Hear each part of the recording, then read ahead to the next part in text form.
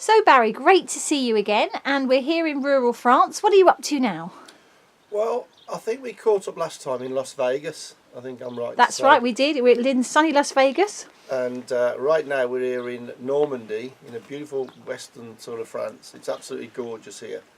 It's a cold winter's morning, as you can probably tell by the foggy breath that's going off. But it's meant to be that way. Now we're here because I teamed up about 3 years ago with some guys at Super Motherbug Studios, who was a Led Zeppelin tribute band, and they came over to the UK and did your show, of course. That's right, they did, yes. When I teamed up with them, I was kind of fascinated by their recording facilities that they had out in France. Although it was very sparse, they got incredible sound.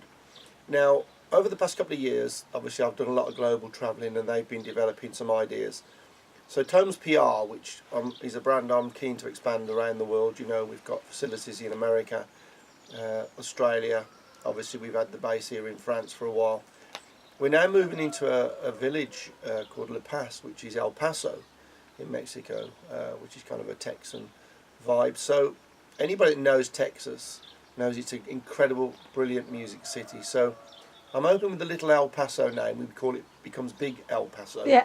And, actually, I think El Paso. I think La Paz actually means Little Texas. yeah, well, it'll be Big So, Texas when we finish. yeah. Hopefully, anyway. So I met up with the guys this week again and looked at the incredible new building we've got. The facility is going to be awesome. It's a 3-story building, incredible staircase, huge facility. And the idea really for us now, as a promoter, is to bring bands out to France, because most bands around the world head to the cities. They head to London or Paris, or they head to Rome, or they go to Milan.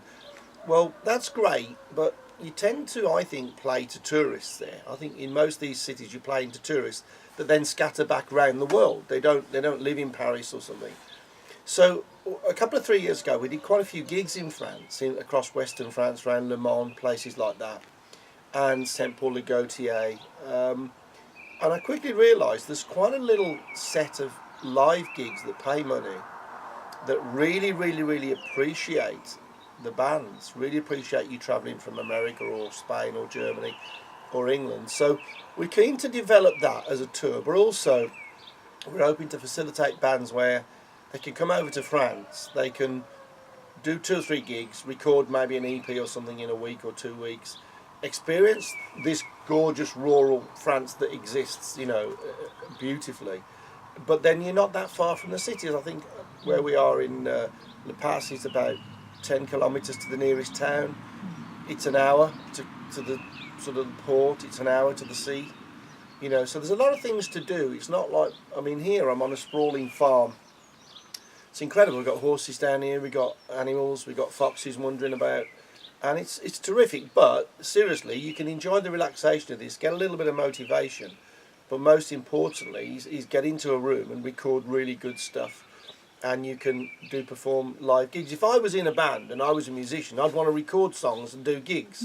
Well, that's here. And that's there. Yeah, and there's a chance to earn money from it too. And what do you think about France in general, as their music scene? Do you think it's increasing now? Do you think more musicians in the UK particularly are trying to come over to France and break France, Europe in general? Or what do you think, why have you chosen France as this kind of base for you? Probably for 2 reasons. Probably because it's our nearest neighbour. To forget all the talk about Brexit. We may be leaving the European Union as a business, but we're not leaving Europe. The country isn't moving, and British music will always be important right across the world, including Europe.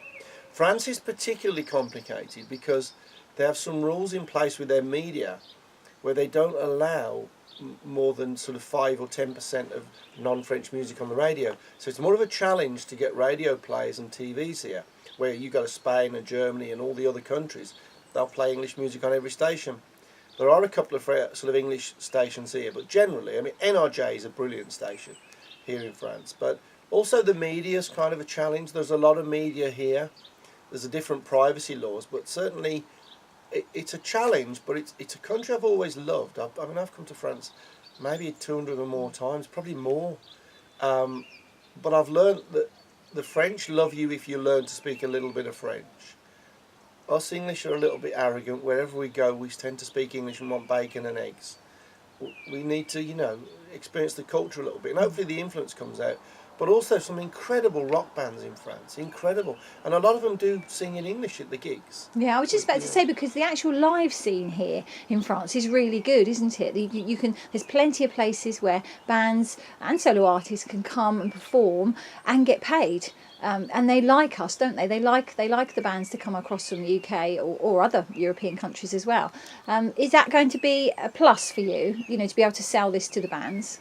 Well, I think bands doing gigs is always a plus. Doing gigs overseas is a plus. Doing gigs and getting some money and your food paid is an absolute plus. But for me, it's about expanding the brand. TomesPR does more. This week we've heavily featured in Jamaica, in the biggest newspaper in Jamaica, because of the fantastic project that we're going to be doing about autism. And I want to include music in that. I want to find out where music helps people with autism, because I know it all helps in lots of illnesses. People have been brought out of a coma because they've heard their favourite song, or they've heard a voice message from their favourite pop star or celebrity. So there's a lot to explore there, but there's trips coming up to Jamaica and New York, Texas, and I think we're back in LA, I think, in July. So it's busy, but I'm really keen to set roots solidly in France, because it's sort of a few hours on a ferry, it's not expensive, and it's very cheap. I mean, properties are incredibly cheap. We've just looked at some properties here that would be around about £200,000 to £300,000 in England, €45,000. Less than 40 grand. There's always been, a sort of relationship particularly between the UK and France, and how we perceive the French people and how the French perceive us. And like you say, I would agree that it's always best to try and learn a little bit of the language so that people can, you're kind of respectful really in their country. For the future though, Barry, obviously we're just about to leave Brexit, we're just about to leave the European Union. Do you think that's going to have an impact on your business at all? Absolutely not. Music is one of those businesses that has no boundaries, and you're pushing an open door, and you always have been with British music. I'm not in the slightest nervous. Okay, we may have to get a visa like we had 2 years ago. Okay, well, we did then. We do for America. We do for Jamaica.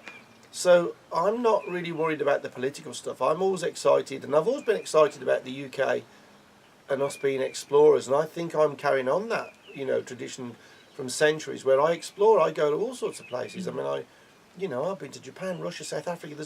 I've had hit records in Israel, and I'm just a kid from a council estate in Northfield, Birmingham, England. So if I can do it, then anybody can do it. But the important thing for me, and Rosie and Mike, the team that we got here, are incredible musicians, which is good because they understand musicians. They're a touring band, so they understand bands' needs. But they're incredible in the studio. They're great hosts, and the property and Super Mother Bug Studios in the next year or 2 years is going to really, really be a name to reckon with. Fantastic. So you would really advocate for bands to come here, and not just bands, solo artists, duos, just any musical artists really, of any genre, Barry? Does it matter? Are you particularly... The genre doesn't matter at all. If you're good in your genre, you're good. Now, a lot of people wouldn't realise, but hip-hop's really big in France. Urban music is really big in France, but so is rock music. The French, bless them, and I love them, are funny characters. They really are funny. They have their own little way. They don't care. They just get on with stuff, and they welcome you, especially when you're in places. And the challenge that I found was an easy challenge 2 or 3 years ago when I came over to this side of France, rather than Calais and the places closer to Britain, was that without any shadow of a doubt, when you entered a village or a town here, everyone got excited because, one, new people were in town, two, they were seeing new things and new music, but also you were bringing revenue to a town that's forgotten. France is 5 times the size of the UK with the same population. So there's an awful lot more room. So there's lots of space, yeah, absolutely.